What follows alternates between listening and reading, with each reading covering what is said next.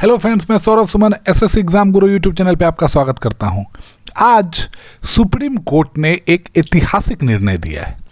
अब ऐतिहासिक किस पक्ष में है और ये आपसी लड़ाई का नतीजा है।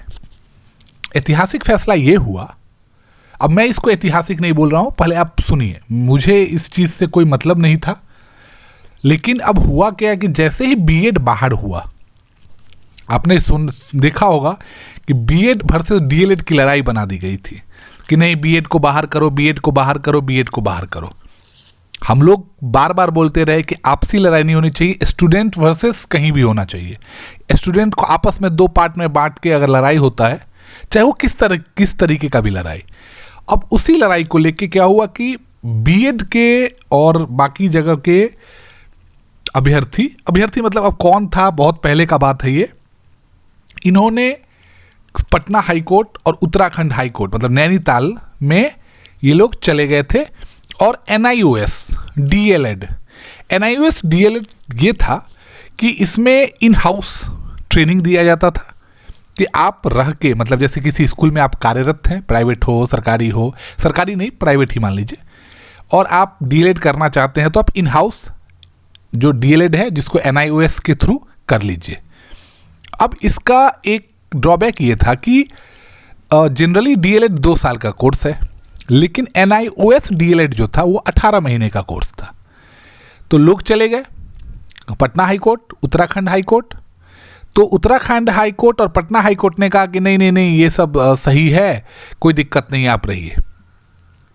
इसके अगेंस्ट में लोग सुप्रीम कोर्ट पहुंच गए और हमने आपको पहले भी बताया था कि दिवाली के बाद ये सुप्रीम कोर्ट का जजमेंट आ सकता है। स्टार्टिंग में हमने देखा, क्योंकि अब हम लोग ही फॉलो करते हैं लोगों को, तो देखा कि कोई कुछ भी लिख दे रहा है। जब रिजल्ट आया है उसमें यह है कि सुप्रीम कोर्ट ने उत्तराखंड हाई कोर्ट और पटना हाई कोर्ट के जजमेंट को कैंसिल कर दिया है। मतलब उन्होंने जो फेवर में दिया था, अब वो देखिए आपके सामने स्क्रीन पे दिख रहा है। The impugned judgment and order dated 14th September 2022 passed by the High Court of Uttarakhand at Nainital is quashed and set aside, and the writ petition filed by the original writ petitioner are dismissed. एक ये हो गया, और मैं आपको बता देता हूँ। अब ये जो कहानी है, ये कहानी है 21 जनवरी 2020 की, जब ये हुआ था। उतना डिटेल पे अपने को जाके कोई फायदा है नहीं। अब इसका इम्पैक्ट क्या पड़ेगा, मेन ये है कि जब एनआईओएस डीएलएड किए हुए, उत्तराखंड का भी ये न्यूज़ है कि एनआईओएस से अब उत्तराखंड एनआईओएस डीएलएड बाहर हो गया कोई भी शिक्षक नियुक्ति भर्ती परीक्षा से। ये देखिए, ये पटना के बारे में है कि पटना का जो हाई कोर्ट है वो स्टेटमेंट गलत दिया था, मतलब रिजल्ट जजमेंट उसके बारे में है। अब इसको लेके मैं आपको 26/2023 विज्ञापन संख्या दिखा रहा हूं, मतलब टीआरई 1.0, और क्या दिखाना चाह रहा हूं वो पढ़िए।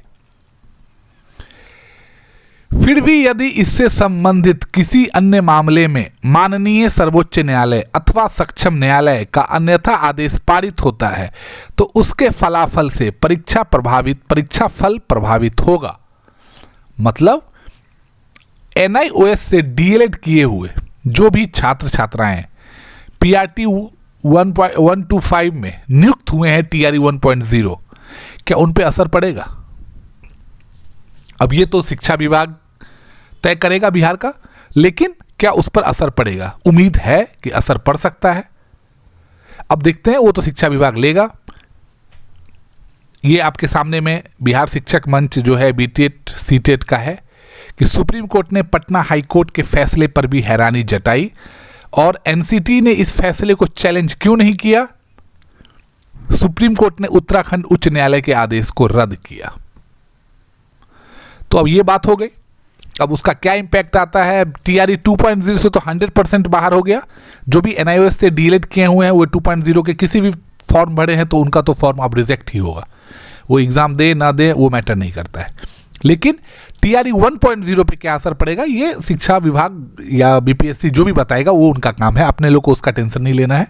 बाकी दूसरे चरण जो टीआरई 2.0 है उसमें पिछले बार के कंपैरिजन में 1 लाख कम आवेदन आए तो आप सोच रहे होंगे, आप खुश हो रहे होंगे, लेकिन इसके पीछे रीजन क्या है वो सोच लीजिए।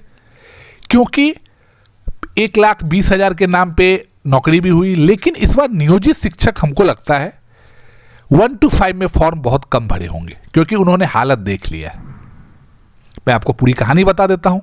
एडमिट कार्ड 1 से 2 दिसंबर के बीच जारी किया जाएगा। तो आवेदन की आपको पता है तिथि समाप्त हो गई है। 7,32,778 अभ्यर्थी ने आवेदन भरा है और पहले चरण में 8,26,000 ने भरा था।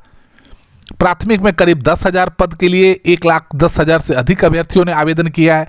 इसमें से NIOS DLED किए कितने, हमको लगता है बहुत संख्या में होंगे।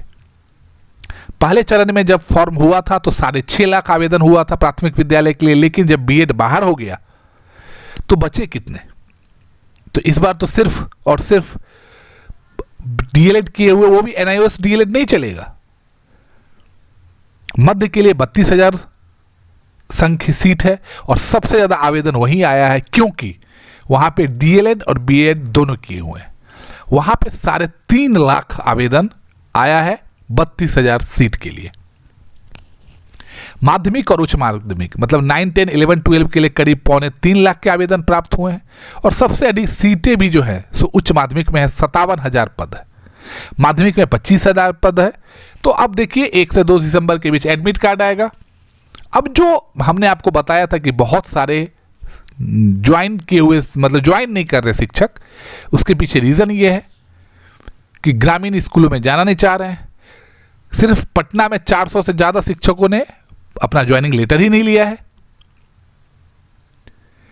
और क्यों? उसके पीछे ये सब फरमान है कि स्कूल के 7 से 8 किलोमीटर के दायरे में रहें शिक्षक, अन्यथा जॉब छोड़ दे। इस टाइप कारण ये हाल हुआ।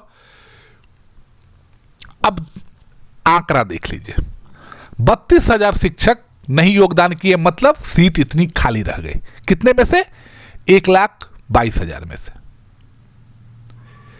तो अब इतने सीटों पर सप्लीमेंट्री रिजल्ट कब तक जारी होगा? मेन मुख्य रूप से मांग उसी की है। लगातार डेट बढ़ाया जा रहा है कि आइए ज्वाइन कीजिए। अब 30 तारीख तक किया गया है। जो भी नियोजित शिक्षक है अगर वो ज्वाइन करेंगे तो 30 तारीख तक उनको मौका दिया गया कि आइए ना, ज्वाइन कर लीजिए ना। लेकिन इतनी जी हुजूरी से अच्छा था कि भाई आप सप्लीमेंट्री रिजल्ट जारी कर देते, 32,000 शिक्षक आसानी से ज्वाइन कर लेते, इतने लोगों का दिन अच्छा हो गया रहता। लेकिन अब क्या होता है, सप्लीमेंट्री रिजल्ट के लिए 29 तारीख को स्ट्राइक की बात भी कही जा रही है और यहां पे लिखा भी गया है रिक्त सीटों के लिए जारी हो सकता है मेघा सूची। अब ये कब होगा कि विभाग सचिव जो है बीपीएससी के, उन्होंने बताया, रविभूषण सर ने, कि विभाग से इस संबंध में पत्र प्राप्त होने के बाद प्रतीक्षा में सूची में शामिल अभ्यर्थियों के नाम व अंक जारी किया जाएगा और इसमें वही 1,22,000 से जो वैकेंट सीट बची है उसी में होगा। कब तक होगा सप्लीमेंट्री रिजल्ट? इसका हमको लगता है अगर ये लोग जब तक ज्वाइनिंग का डेट रखेंगे, सप्लीमेंट्री रिजल्ट तब तक होल्ड पे रखेंगे।